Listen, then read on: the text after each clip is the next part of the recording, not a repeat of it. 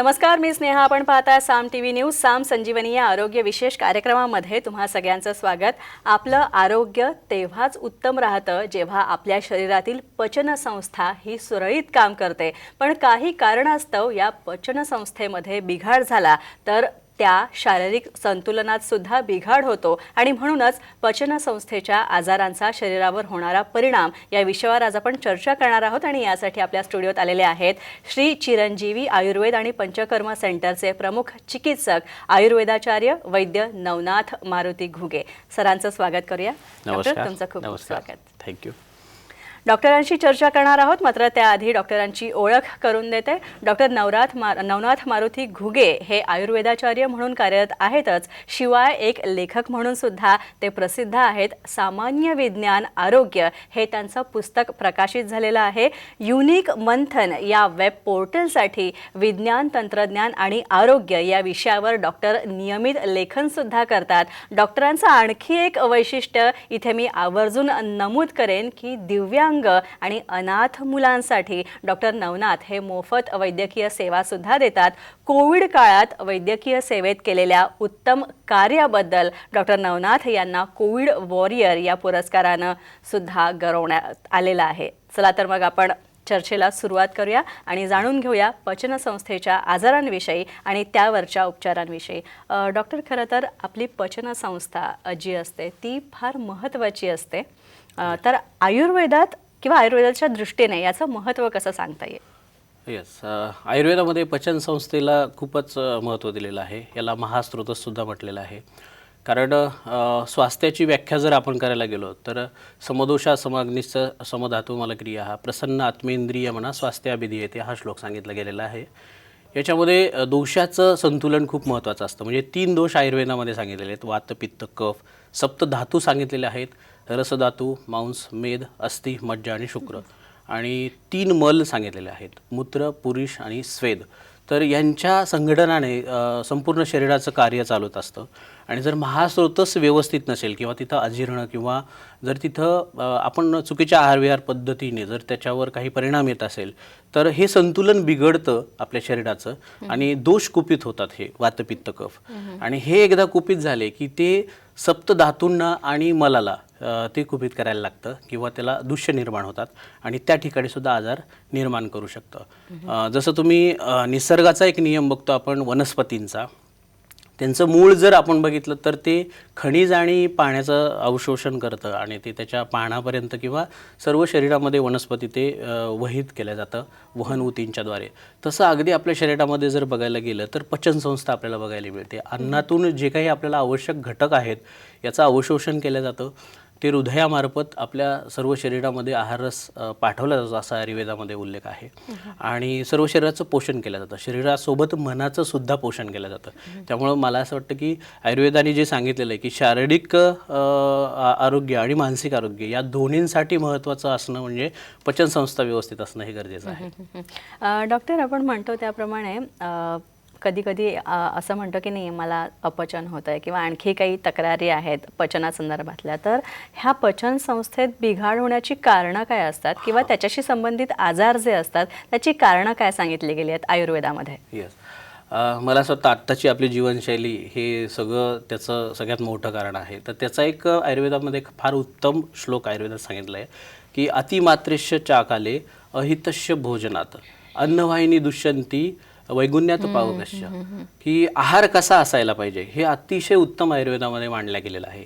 अतिमात्रेश्य या शब्दाचा अर्थ या श्लोकातला असं होतं की आपल्याला जेवढं आवश्यक आहे याच्यापेक्षा प्रमाणापेक्षा आपण थोडंसं अधिक खाणं, मग ते आपला आवडते पदार्थ म्हणून असोत किंवा अवेळी जेवण असोत. मग अतिमात्रेश्य चाकाले, अकाली जेवण म्हणजे काय? आत्ता हल्लीची जी शेड्यूल आहे, वर्किंग शेड्यूल आहे, याच्यामध्ये हा एक फॅक्टर रुग्णांमध्ये खूप मोठ्या प्रमाणात आपल्याला बघायला मिळतो. अकाळी जेवण आणि वेळ झाली आहे म्हणून जेवण असे दोन्हीही हेतू रुग्णांमध्ये आम्हाला सापडतात.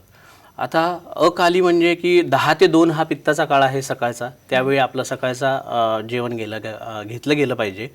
आणि संध्याकाळचं जेवण हे 5 ते 8 मॅक्झिमम तिथपर्यंत आपल्या शरीरामध्ये आपण संध्याकाळचं जेवण केलं पाहिजे.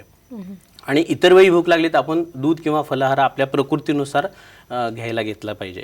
पण खूपदा असं होतं की ह्या वेळा टळून जेवल्या जातं आणि प्रमाणापेक्षा जास्त सुद्धा खाल्लं जातं किंवा लेट नाईट जेवण आपण करतो, खूप वेळा उशिरा होतो किंवा वर्क शेड्यूलमुळे.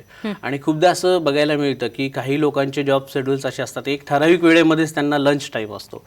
तर ह्या लोकांमध्ये असं होतं की भूक टळून गेलेली असते किंवा ती वेळ संपून गेलेली असते. तर अकाले हा शब्दाचा अर्थ जो आयुर्वेदाने सांगितला आहे तो इथे येतो की वेळ झाली आहे म्हणून सुद्धा जेवणं. ज्यावेळी भूक लागली आहे ते आपल्याला निसर्ग सांगतो की आता भूक लागली आहे, पोटामध्ये ती संवेदना निर्माण होते, त्यावेळी जेवण केलं पाहिजे. दुसरी की तर गोष्ट सांगते ती की ब्रेकफास्ट हा एक विषय खूप रुग्ण विचारतात की ब्रेकफास्ट करायला पाहिजे की नाही, सकाळचा नाश्ता. तर आपण उष्णकटिबंधामध्ये राहतो, आपलं खूप थंडी किंवा खूप बर्फाळ प्रदेश आहे असं आपला देश नाही आहे. सो ब्रेकफास्ट खूप हेवी किंवा त्याची आवश्यकता खूप कमी पडते. दिवसात 2 वेळा जेवण गेलं पाहिजे आणि इतर वेळी दूध किंवा फलाहार केला पाहिजे. आणि मग अहित भोजन कोणासाठी सांगितलं, या श्लोकाचा तिसरा शब्द अहित भोजन कोणतं सांगितलंय, तर आपल्या प्रत्येकाची प्रकृती ही जन्मता ठरलेली असते. ती आईवडिलांमुळे त्यांच्याकडून येणाऱ्या प्रकृतीनुसार आणि वातावरण किंवा आपण ज्या देशात राहतो किंवा ज्या ठिकाणी राहतो त्यानुसार आपली प्रकृती बनत असते. तर या प्रकृतीनुसार सुद्धा आहारपद्धती आयुर्वेदामध्ये एकदम सखोलपणे सांगितलेली. फॉर एक्झाम्पल पित्तज प्रकृती किंवा पित्तानुबंधी प्रकृती असेल तर तळलेलं तिखट, तेलकट या किंवा मसाल्याचे पदार्थ हे पदार्थ खूप कमी खायला सांगितलेले आहेत. कफज किंवा कफानुबंध प्रकृती असेल तर दही किंवा केळी, चिक्कू, सीताफळ ही जी चिकट फळं आहेत ही फळं फारशी खायला नाही पाहिजेत.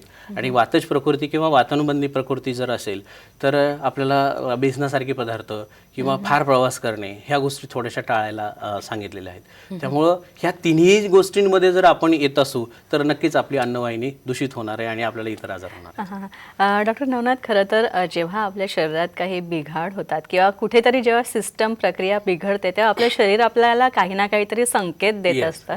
तर जेव्हा आपली पचनसंस्था बिघडते किंवा आपल्याला पचनसंस्थेशी संबंधित आजार होतात तेव्हा लक्षणं काय सांगितलेली असतात, आता ही ओळखायची कशी थोडक्यात? येस. आता हा प्रश्नाचं उत्तर आपल्याला असं देता येईल की आता जे आपण कारणं सांगितलीत ही जर वारंवार आपल्या सतत घडत गेली तर आपल्याला लक्षणं स्वरूपात पूर्व लक्षणं आपण त्याला म्हणता येईल की आजार होण्याच्या आधी सुद्धा आपल्याला लक्षणं काही दिसतात.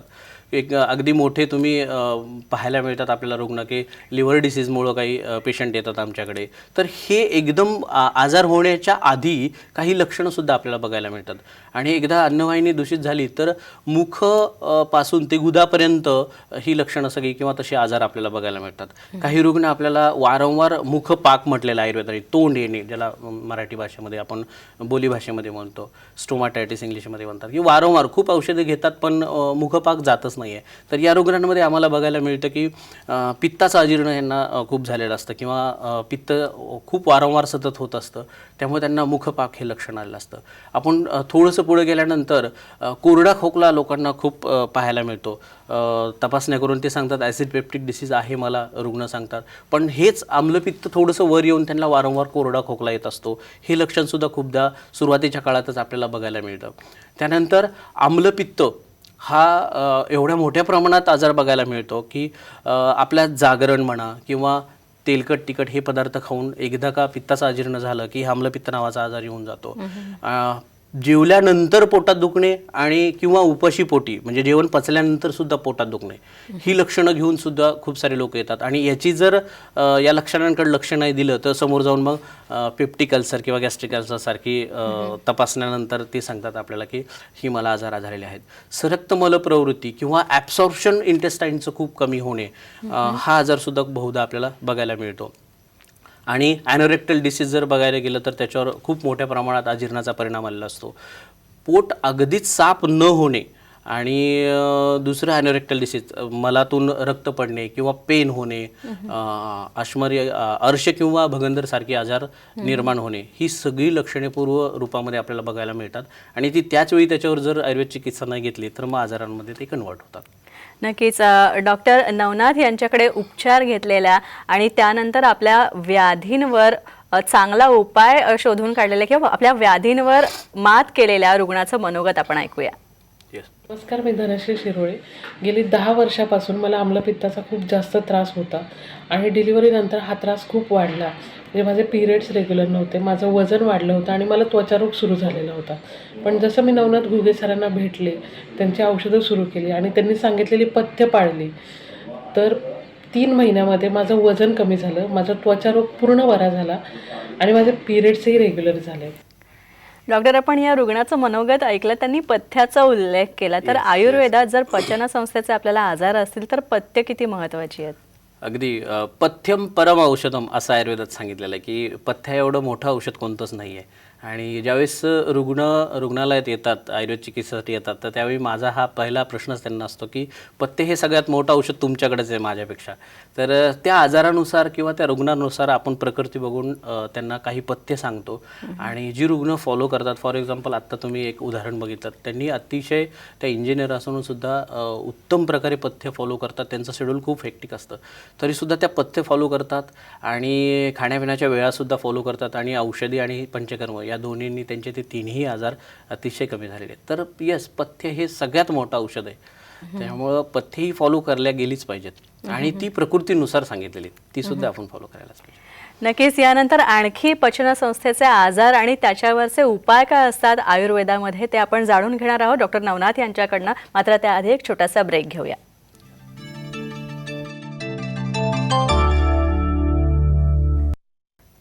ब्रेक नंतर साम संजीवनीमध्ये आपलं स्वागत. आपल्यासोबत आहेत डॉक्टर नवनाथ घुगे. डॉक्टर, खरं तर पचनसंस्थेचे जे आजार असतात तर यात शारीरिक आरोग्यावर आणि मानसिक आरोग्यावर याचा कसा परिणाम होतो? ओके, हा खूप महत्त्वाचा प्रश्न आहे. कारण की खूप आजारांचं कारण हे पचनसंस्था असं आपण बोलीभाषेत पण ऐकतो आणि रुग्णसुद्धा सांगतात किंवा हल्ली अवेअरनेस त्याच्याबद्दल खूप वाढलेला आहे. तर आयुर्वेदामध्ये याचं खूपच मोठं महत्त्व दिलं आहे, जो पहिल्या प्रश्नामध्ये तुम्हाला मी सांगितलं.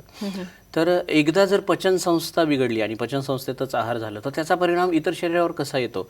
तर त्याचं कारण हे आहे की इतर आशय जे आहेत ते हृदयामार्फत जे काही आहाररस तयार होतो आणि तो सर्व सप्तधातूंमध्ये जातो, त्यावेळी त्यांचं कार्य व्यवस्थित चालतं आणि त्याचा परिणाम सगळ्या शरीरावर येत असतो.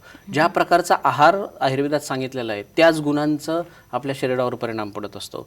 फॉर एक्झाम्पल जर आपण बघायला गेलो तर आहार रस तयार झाल्यानंतर, म्हणजे अन्न आपण खातो आणि ते जठरामध्ये गेल्यानंतर त्याच्यापासून जो आहार रस तयार होतो, त्या आहार रसाच्या गुणानुसार हृदयामार्फत हे आपल्या सर्व शरीरामध्ये पोहोचवलं जातं. तर हृदयरोगाचा जर रुग्ण आमच्याकडे आला तर त्याचा पहिला आम्ही जर हेतू बघत असलो तर त्याला अजीर्ण कोणत्या प्रकारचा आहे किंवा त्याच्या आहारविहार पद्धतीनुसार त्याला वातदोष किंवा पित्तदोष आहे की कफदोष आहे, हे अजीर्ण कोणत्या दोषानुसार घडलेलं आहे हे आम्ही शोधून काढतो पहिल्यांदा आणि मग हृदयरोगाची ट्रीटमेंट देतो. त्यामुळे काय होतं की कारण जे त्याचं आहे अजीर्णाचं, हे जर खूप उत्तम प्रकारे जर आपण काढून घेतलं तर हृदयरोग किंवा BP सारखे जे पेशंट आमच्याकडे येतात, ज्यांना हायपरटेन्शन सारखी लक्षणं असतात, तर हे मेंटेन होण्यासाठी खूप महत्त्वाचा फायदा आम्हाला होतो असं लक्षात आलेलं आहे. त्यानंतर डायबिटीजच्या पेशंटमध्ये जरी आपण बघायला गेलो, ज्याला मधुमेह आपण म्हणतो, तर या रुग्णांची साखर काही केल्या कमी जर येत नसेल तर ते अजीर्ण आधी बघावं लागतं कोणत्या दोषानं आहे आणि त्या अजीर्णानुसारच जर आहार पद्धती सांगितली आणि ते अजीर्ण ट्रीट करून मग प्रमेह रोगाधिकार, आयुर्वेदाने त्याला प्रमेह म्हटलेला आहे किंवा मधुमेह आपल्या बोलीभाषेमधला, आणि मग त्याची ट्रीटमेंट जर केली तर उत्तम प्रकारे रुग्णांची साखर कमी यायला लागते. सोबतच आपल्याला थोडंसं व्यायाम आणि प्राणायाम ह्या दोन्ही गोष्टींची सांगड त्यांना घातल्या गेली पाहिजे आणि मग त्यांची साखर आणि BP हे मेंटेन होण्यासाठी आपल्याला मदत होतं असं पाहायला मिळतं. पुढे जर आपण बघायला गेलो तर या अजीर्णाचा परिणाम स्त्रियांच्या आजारावर काही होतो का किंवा गर्भाशयाच्या आजारावर काही होतो का, हे असं जर शोधायला गेलं तर ह्याचा खूपच डायरेक्टली संबंध आयुर्वेदाने सांगितला गेलेला आहे. आयुर्वेदाने रज हा शब्द उच्चारलेला आहे, जे गर्भाशयातलं जे रक्त असतं आणि महावारीच्या किंवा पिरियडच्या काळामध्ये जो फ्लो असतो त्याला रज सांगितलेला आहे. तर हा रज रसापासून तयार होतो असं सांगितलंय. रसदोषाचा उपधातू असं सांगितलंय रजाला. म्हणजे आपण जो आहार खातो त्याच्यापासून जो रस तयार होतो त्याच्यापासूनच रस तयार होत असेल आणि जर आहार रसामध्ये जर विकृती असेल तर गर्भाशयाचं पोषण होत नाही आणि त्या कारणाने गर्भाशयामध्ये आजार किंवा तशी लक्षणं आपल्याला पाहायला मिळतात. ज्या लोकांचं पित्ताचं अजीर्ण असतं त्या महिलांना मोस्ट ऑफली खूप वारंवार पिरियड्स येत आहेत, अंगावरण भरपूर जातं, ही लक्षणं आपल्याला बघायला मिळतात. ज्यांना वाताचं अजीर्ण किंवा वातदोष वाढलेला असतो चुकीच्या आहारविहार पद्धतीनं, त्यांचं पिरियडच्या काळात खूप पोट दुखणं किंवा कंबर खूप दुखणे आणि सर्वांगचूल हे लक्षणसुद्धा त्यांच्यात बघायला मिळतं. आणि कफाचं अजीर्ण जर असेल तर गाठी पडणं आणि व्हाईट डिस्चार्जसारखी लक्षणं आपल्याला बघायला मिळतात. आणि हे जर वेळीच आपण ट्रीट केलं तर आजार स्वरूपापर्यंत येत नाही. आणि सगळ्यात महत्त्वाचं म्हणजे जर आहाराचं पोषण व्यवस्थित असेल तर वंध्यत्वासारखी कंडिशन येत नाही. कारण आयुर्वेदाने गर्भाशयाला 20 व्यापद किंवा 20 आजार असा उल्लेख केलेला आहे. त्याला 20 योनी वापद असा शब्द वापरलेला आहे. आणि जर आहार रसाची ट्रीटमेंट आम्हाला सुरुवातीला वंध्यत्वाच्या पेशंटमध्ये खूपदा करावी लागते. जर आहारच चांगला झाला तर गर्भाशयाचं पोषण व्यवस्थित होतं आणि त्याचं कार्य व्यवस्थित होऊन ही व्यापद कमी होतात आणि अगदी वंध्यत्वासारखे रुग्ण आहेत त्यांना एक 60 ते 70% लोकांमध्ये बाळ होण्यासाठी त्याचं मदत होते.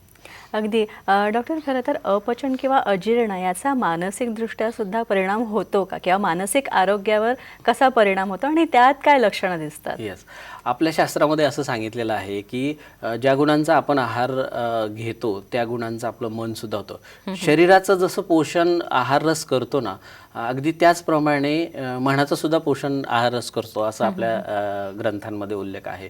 तर याचा उलगडा कसा करायचा, तर जसं आपण सात्विक आहार घेत असू तर आपले विचारसुद्धा सात्विक घडतात. आपण राजसिक किंवा तामसिक आहार जर घेत असू तर आपलं ॲग्रेसिव्हनेस ही जी लक्षणं जी आहेत स्वभावातली ही जास्त यायला लागतात. तर नक्कीच काही जी रुग्ण आम्हाला नैराश्य अशी लक्षणं जी घेऊन येतात किंवा डिप्रेशनसारखी जी काही रुग्ण आमच्याकडे येतात तर आम्ही तिथं अजीर्णाचा विचार नक्कीच करतो. म्हणजे मनाच्या रुग्णातली रोगाची औषधी देण्यापूर्वी त्याचं पचन संस्थेकडे सुद्धा एक आपल्याला नजर टाकावी लागते. आणि ती अजीर्ण जर व्यवस्थित झाले, पांडुरोग हा एक वर्णन केलं आहे, तिथं सुद्धा नैराश्यासारखी लक्षणं येतात. तो साधा रक्ताचा किंवा रसाचा विकृतीचा आजार सांगितलेला आयुर्वेदाने. म्हणजे आपण डिप्रेशनसारखी शब्द उच्चारतो आणि त्याचं साधं उत्तर मिळतं आपल्याला की रसविकृती आहे आणि त्याला पांडुरोगाची चिकित्सा केली की नैराश्यासारखी लक्षणं कमी होऊन जातात. त्यामुळे मानसिक आजारांमध्ये अजीर्णाचं खूप मोठं आपल्याला चिकित्सेच्या दृष्टीनं खूप मोठं साधन आहे ते आपल्याला. अगदी अगदी. आणखी या गोष्टीचा विचार केला गेला तर जेव्हा एखाद्या रुग्णाला अपचनाची समस्या असते तर त्याचा एक दुष्परिणाम म्हणून स्थूलतेकडे पाहता येतं का? हो, अगदीच पाहता येतं. ज्यावेळेस काही लोकांना खूप भूक लागण्याचं लक्षण असतं की मी किती खाल्लं तरी मला पोट भरत नाही आहे किंवा जड पदार्थ खाल्ले जातात तरीसुद्धा अवेळी भूक लागते. तर पित्ताची भूक नॅचरल असणे आणि उष्णतेमुळे जे खाल्लं ते पचणे हा सुद्धा प्रकार आपल्याला बघायला मिळतो. तर या लोकांमध्ये भरपूर खाण्याची सवय झाली असते. तर हे सुद्धा पचनसंस्थेचाच एक आजार आहे. तर या लोकांना विरेचन देऊन आधी त्यांचं पित्त व्यवस्थित करावं लागतं आणि मग त्यांचं भूक प्राकृत व्हायला लागते. अतिशय कमीही म्हणजे क्षुधा मांद्य ज्याला म्हटलेलं आहे की भूक कमीही असायला नको आणि प्रमाणापेक्षा भूक जास्त सुद्धा असायला नको. तर ही जास्त असणाऱ्या लोकांमध्ये खूप वारंवार खाणे हे लक्षण असतं आणि ते स्थौल्याकडे जातं. म्हणून आपल्याला ते सुद्धा पचनसंस्थेच्या दृष्टीनेच आपल्याला ट्रीट करावं लागतं आणि त्याचा उपयोग स्थौल्य रोगामध्ये खूप होतो. म्हणजे ज्यांचे वजन खूप वाढलेले आहेत यांच्यामध्ये त्यांची भूक प्राकृत जर झाली तर अतिक्षुधापणा जे लक्षण आहे ते कमी येतं आणि कमी आहारामध्ये कमी मात्रेमध्येच आपल्याला पोट भरल्याची भावना येते आणि आपल्याला स्थौल्याची औषधी मग दिल्यानंतर त्याचा उत्तम फायदा होतो. अगदी. आणखी एक प्रश्न असा की बऱ्याचदा फक्त मला अपचन आहे किंवा अजीर्ण झालं आहे, एखादी गोळी घेतो आणि शांत राहतो, अशा प्रकारचा स्वभाव किंवा असा ॲटिट्यूड आपल्याला रुग्णांमध्ये दिसतो. तर हा किती हानिकारक आहे आयुर्वेदाच्या दृष्टीने? आयुर्वेदाच्या दृष्टीने आपण म्हणतो की जसं मी तुम्हाला पहिल्या सुरुवातीला सांगितलं की दोष दुष्य ही जी संकल्पना आयुर्वेदाने मांडलेली आहे ही तात्पुरती नाही आहे. आपण आता म्हणतो की अमुक ही गोष्ट खाल्ली आपल्याला इम्युनिटी वाढवायची. इम्युनिटी ही दिनचर्या, ऋतुचर्या, आपली आहार पद्धती ही लॉंग टर्म प्रोसेस आहे. आणि व्यायाम ह्या सगळ्या दिनचर्या आणि ऋतुचर्यामध्ये सांगितलेल्या गोष्टी आपण फॉलो केल्या तर आपण तिथपर्यंत जाणार आहे. तात्पुरत्या गोष्टींचा उल्लेख आपल्याला मी म्हणेल की लक्षणं कमी येत आहेत, पण त्याच्या मुळापर्यंत जो आयुर्वेदाचा कन्सेप्ट आहे तो जर आपण व्यवस्थित फॉलो केला अगदी आहारापासून ते औषधांपर्यंत आणि पंचकर्मांपर्यंत तर ते आपल्याला तात्पुरता आणि कंप्लीट जो रिलीफ आहे तो आपल्याला नक्की मिळेल. डॉक्टर, खरं तर जिथे आजार आहेत किंवा समस्या आहेत तिथे आयुर्वेदात अत्यंत चांगले सरळ उपायसुद्धा आहेत. तर पचनसंस्थेच्या आजारांवर मात करण्यासाठी आयुर्वेदात काही पथ्य सांगितलेली आहेत का आणि कशा प्रकारे ती पाळायला हवी, आणि एक चिकित्सक म्हणून आयुर्वेदाचार्य म्हणून तुम्ही प्रेक्षकांना काय सल्ला द्याल? येस, मला असं वाटतं की आपल्या ज्या आयुर्वेद ग्रंथांमध्ये ज्या प्रदेशानुसार किंवा वयानुसार सुद्धा आहार पद्धती सांगितलेली ही जर आपण फॉलो केली तर मला असं वाटतं आपण आजारीच पडणार नाही, औषधापर्यंत आपण जाणारच नाही. स्वास्थ्याचे स्वास्थ्य रक्षणम तिथपर्यंतच आपण राहील की दिनचर्यामध्ये जसं सांगितलं की सकाळी तुम्ही उठल्या गेलं पाहिजे लवकरच. आपण ती लेट नाईट जी प्रक्रिया आहे त्याच्याने आपल्या डायजेस्टिव्ह सिस्टीमवर सुद्धा परिणाम येतो. उशिरा जेवणं हे सुद्धा आपण सोडायला हवं. त्याच्यानंतर आपण दिनचर्येमध्ये व्यायाम हा सुद्धा उपक्रम सांगितलेला आहे, तो आपण केला गेला पाहिजे. पथ्यम परमौषधम जसंच तुम्हाला सांगितलं की ते मात्र दोषानुरूप आणि तुमच्या जी शारीरिक प्रकृती आहे त्यानुरूप काहीच पदार्थ असे असतात जे आपल्याला खायची नसतात किंवा त्याचा परिणाम आपल्या शरीरावर लगेच त्रासदायक होऊ शकतो. जसं पित्ताच्या आहारासाठी, पित्त प्रकृतीच्या लोकांसाठी मी तुम्हाला सांगितलं की तळलेलं, तिखट, तेलकट, स्पायसी, फार आंबट किंवा फार खारट ह्या गोष्टी नको. त्यांनी जागरण एक करायला नको फारसं. हा उपक्रम एक त्यांनी राबवायला पाहिजे किंवा आहारामध्ये त्यांनी थोडासा बदल केला गेला पाहिजे. कफाच्या प्रकृतीच्या लोकांनी मी सांगितलं तुम्हाला की दह्यासारखे पदार्थ अग्निमांद्यकृत आहेत आणि ते अजून स्थौल्याच्या लोकांना ते त्रासदायक ठरतं किंवा आम्लपित्ताच्या लोकांना सुद्धा ते त्रासदायक ठरतं. आणि वाताच्या आजारांमध्ये बेसन किंवा वांगेसारखे जी काळी वांगे आहेत त्यांचा आहारामध्ये वापर खूप कमी केला गेला पाहिजे. सूर्यनमस्काराचा उपयोगसुद्धा याच्यामध्ये खूप छान होतो. जेवल्यानंतर अगदी लगेच झोपण्याची काही लोकांना सवय असते, ती टाळल्या गेली पाहिजे. त्यांनी अजीर्ण खूपदा झालेला असं रुग्णांमध्ये आम्हाला पाहायला येतं. तर जेवल्यानंतर वज्रासनात बसायला पाहिजे. शतपावली हा उपक्रम आयुर्वेदाने सांगितलेला आहे, तर तो राबवला गेला पाहिजे. आणि जर एवढं करून जर आपल्याला काही लक्षणं येत आहेत तर नजीकच्या वैद्यांकडे जाऊन आपली प्रकृतीनुसार काही औषधे घेतल्या गेली पाहिजेत. त्याचा उत्तम उपयोग होतो. जसं पित्त प्रकृतीच्या लोकांसाठी आम्ही एक नागरादी योग म्हणून औषध बनवलेलं आहे, त्याचा खूप छान उपयोग झालेला पाहायला मिळतो. कफाच्या ह्याच्यामध्ये हिंगवादी म्हणून योग आहे, त्याचा उत्तम खूप चांगला झालं होतं. पण ही प्रकृतीनुसार आणि वयानुसार आपण ती औषधे निवडायची आहेत. बालरोगांमध्ये विशेषतः आपल्याला बघायला मिळतं की खूप साऱ्या बालकांना वारंवार सर्दी होणे हा एक उपक्रम असतो. यांची जर आहार पद्धती जरी बदलली तरी सुद्धा ही लक्षणं कमी यायला लागतात. म्हणजे औषधापर्यंत जाण्याची आपल्याला फारशी गरज पडत नाही आणि वारंवार होणारा कफ किंवा सर्दी हे लक्षण कमी यायला लागतं. आणखी एक असं की आता तुम्ही खरं तर लहान मुलांचा उल्लेख केला, तर लहान मुलांमध्ये पचनसंस्था चांगली राहावी तर त्या दृष्टीने तुम्हाला काय टिप्स देत आहेत? लहान मुलांच्या बाबतीत असं आहे की वय कफाचं आहे. आयुर्वेदाने ह्या तिन्ही वयानुसार सुद्धा उल्लेख केलेला आहे की लहान मुलांचं वय असतं ते कफाचं साधारणतः एक 10 ते 12 वर्षापर्यंतचं. मध्यम वय आहे ते पित्ताचं सांगितलेलं आहे आणि उतार वय जे आपण म्हणतो एक साधारणतः 35 किंवा 40 वर्षानंतर ते वाताचं वय सांगितलं आहे. आणि आपण आता व्यावहारिकदृष्ट्या जरी बघायला गेलं तरी लहान मुलांना बरोबर कफाचे आजार होताना आपल्याला बघायला मिळतात. मध्यम वयामध्ये पित्ताचे, ॲसिडिटी म्हणा किंवा बाकीचे, आणि उतार वयामध्ये वाताचे आजार पाहायला मिळतात. संधिवात म्हणा किंवा आपल्याला BP सारखे आजार सुद्धा, तो सुद्धा एक वाताचा आजार म्हणून ट्रीट करता येतो. तर लहान मुलांमध्ये फळ आणि दूध, वारंवार जर कफ होत असेल तर फळ आणि दूध हे जरी कमी केलं आणि पचनाची औषधी दिली तर उत्तम प्रकारे फायदा होतो. नक्कीच डॉक्टर नवनाथ, तुम्ही इथे आलात आणि इतकं चांगलं मार्गदर्शन केलं या कार्यक्रमात, त्याबद्दल खूप खूप आभार. थँक्यू. यानंतर इथेच थांबतं. पुन्हा भेटूया नवीन विषयांसह आणि नवीन तज्ज्ञांसह. तोपर्यंत नमस्कार.